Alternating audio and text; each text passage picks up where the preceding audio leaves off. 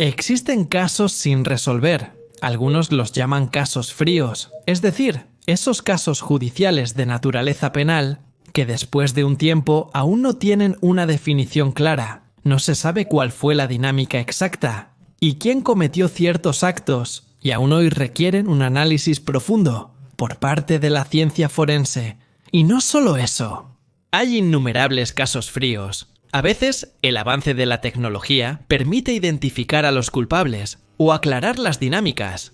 Otras veces, después de décadas, a veces incluso casi un siglo, todavía no se sabe nada. Todavía no se sabe exactamente cómo sucedieron las cosas. Y hay un caso frío aún sin resolver, que todavía hoy hace pensar a muchos, claramente a los apasionados de los crímenes destacados, pero también a los historiadores. Se trata de un general que unos días después del armisticio de Cassibile es encontrado muerto en la terraza de un hotel en Frascati. Un general particular, quizás incómodo, que quizás sabía algo que no debía revelar, o que quizás no se sometió a ciertos juegos de poder. Un general, más bien un mariscal de Italia, de nombre Ugo Caballero.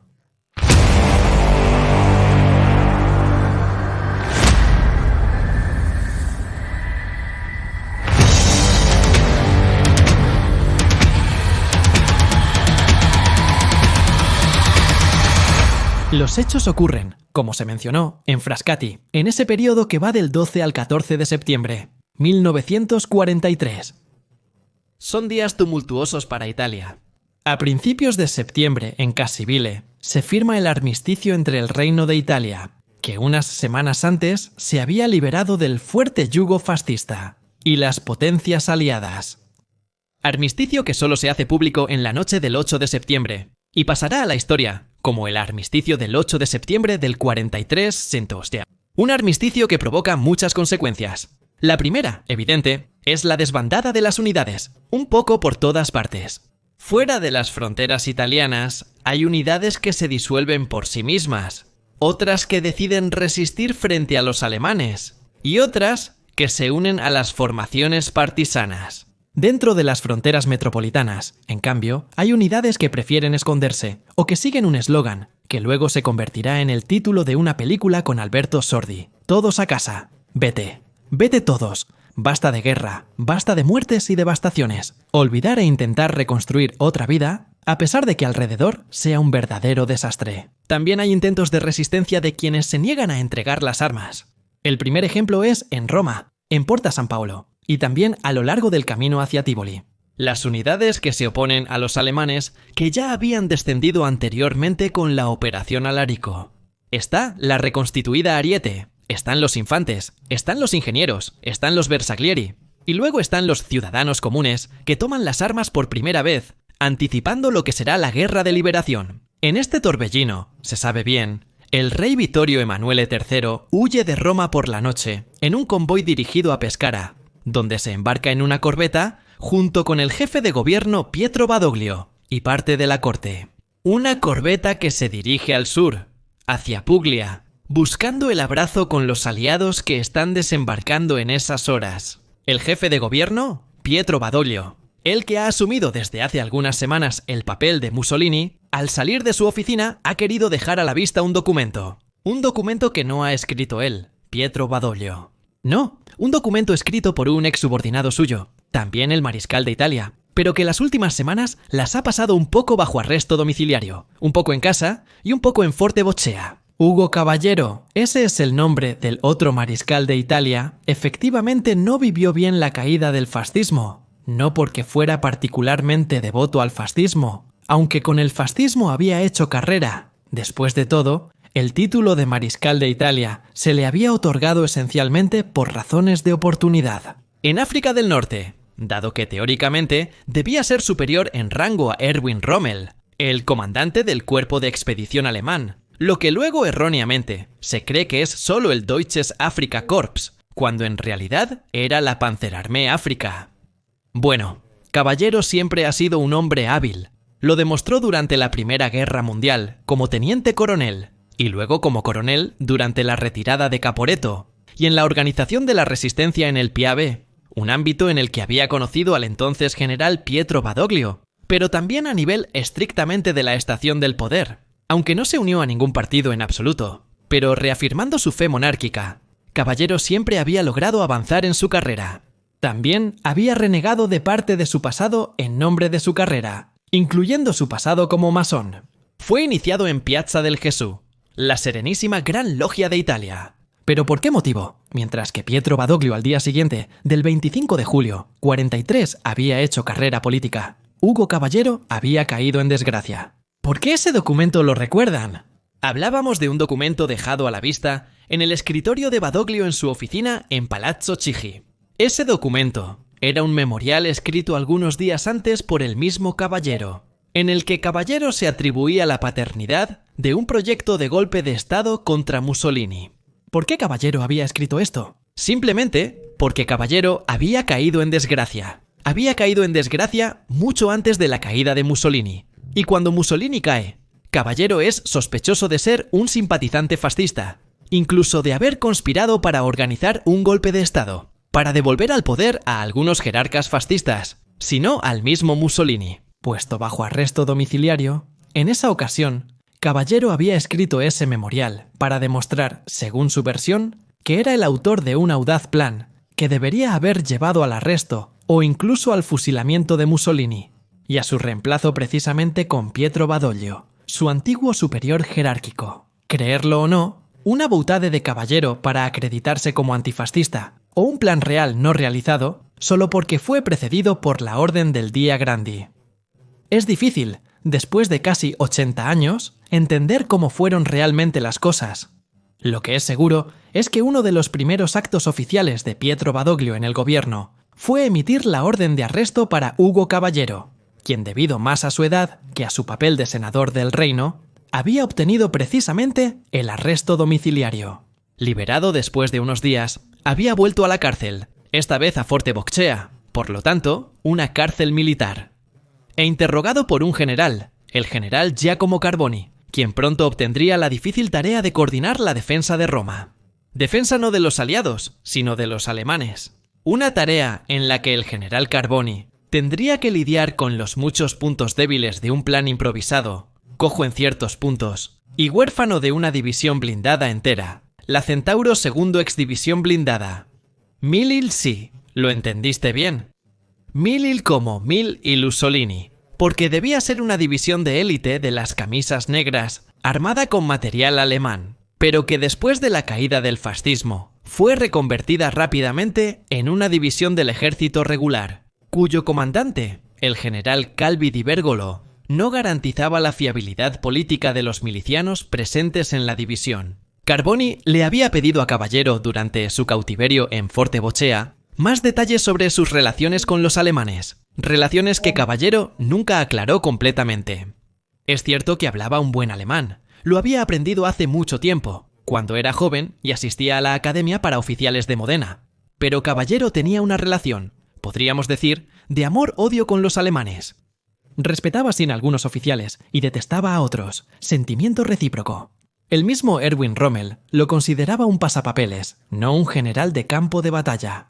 El clásico político en uniforme, que es mejor que se mantenga alejado de los asuntos militares para no perjudicar el curso de la guerra. Rommel, en sus diarios, hablará muy mal de Caballero, aún peor de Bastico, lo llamará bombástico para burlarse de él. Y se dice que ni siquiera Caballero tenía tanto respeto por ese general tan peculiar, con los pómulos prominentes y el trasero bajo que actuaba como un capitán cualquiera, y movía con su grupo de campamento al asalto, como si estuviera en primera línea en el campo de batalla. El hecho es que cuando los alemanes ocuparon Roma, Caballero aún estaba encarcelado, y fue liberado por ellos. Es llevado por los alemanes fuera de Roma, a Frascati, donde el mariscal de campo Albert Kesselring ha establecido su comando temporal de las tropas de ocupación en Italia. Kesselring, también él es un traje político. Es un hombre acostumbrado a tejer telas, además de elaborar estrategias en los mapas. A Ugo Caballero le propone un papel importante, un papel teóricamente de alto relieve, el de poder ponerse al frente de un ejército, compuesto por exmiembros del ejército regular. Por lo tanto, todos esos soldados previamente dispersos o capturados por los alemanes deseosos de seguir luchando contra Alemania. En resumen, una especie de nueva armada italiana al servicio del ocupante nazi. El problema es que a Caballero no le agrada la idea de inmediato. No quiere que lo vean como un traidor. Traidor porque él nunca ha sido realmente fascista, aunque, como hemos dicho, hizo carrera con el fascismo. Pero siempre ha sido leal al rey, hasta el punto de que al día siguiente, durante un almuerzo, durante un brindis propuesto por Kesselring en honor a Hitler y a la Italia fascista, Kesselring casi se estremece al ver a Caballero levantarse y proponer un brindis por la salud y la vida del rey de Italia, Vittorio Emanuele III. ¿Es esto lo que comienza a sembrar dudas, quizás incluso entre los propios alemanes, sobre la naturaleza de Ugo Caballero? Caballero pasa 2 días en Frascati, del 12 al 14 de septiembre, 1943. Durante este periodo, logra ver también a su esposa, la noble, a quien le confía un temor que se considera ampliamente fundado. Lo revelará años después su esposa, la condesa del Beagrillo, y será confirmado por otro mariscal de Italia, retirado, el general Enrico Caviglia. Tanto la condesa Grillo como el general Caviglia dirán que Ugo Caballero temía por su propia vida. Temía que los alemanes, ante esas constantes negativas muy corteses, o siempre negativas, quisieran matarlo. Ya no era de ningún interés, de ninguna importancia, un mariscal de Italia que se hubiera negado a liderar un ejército fascista bajo el mando, o a disposición de los alemanes. El 14 de septiembre, 1943, en la terraza del hotel de Frascati, donde el mariscal Kesselring lo mantenía como su huésped, el Hotel Belvedere, en un asiento de mimbre, se encuentra el cadáver de Ugo Caballero. No murió de causas naturales o por un derrame cerebral. ¿Un infarto? No. Hay una herida, un agujero de bala en la sien derecha. Ugo Caballero murió de un disparo en la cabeza. Y aquí es donde surgen las preguntas. Muchas, demasiadas preguntas. Primero que nada, porque según Kesselring, ese día Ugo Caballero debía embarcarse en un tren que lo llevaría a Múnich de Baviera. ¿Por qué? ¿Por qué enviar a un mariscal de Italia, que se había negado a luchar por los alemanes, hasta Múnich de Baviera? Para internarlo en Dachau, que está cerca, para intentar un último intento de convencerlo de ponerse al frente de un ejército de rechazados, o para encontrarse con una personalidad mucho más influyente. Quizás el mismo Hitler, o quizás para hacerlo partícipe del inminente plan de liberación de Mussolini de la prisión en el Gran Sasso. ¿Quién sabe? El hecho es que en Múnich de Baviera, el caballero no llega, porque permanece clavado en esa silla de mimbre. En la terraza del hotel se ha suicidado entonces. Caballero, quizás, quién sabe, fue un intento de orgullo. Quizás impulsado por el honor del soldado herido, abandonado, traicionado por todos. Quizás por eso se disparó. Hay algo que no cuadra, porque el agujero de la pistola está en la sien derecha, pero un caballero era zurdo. ¿Cómo podría un zurdo que nunca usaba la derecha, ni siquiera para fumar, manejar con cuidado una pistola y dispararse desde el lado opuesto? Un zurdo se habría disparado a la izquierda, no a la derecha. ¿Fue una venganza? ¿De quién?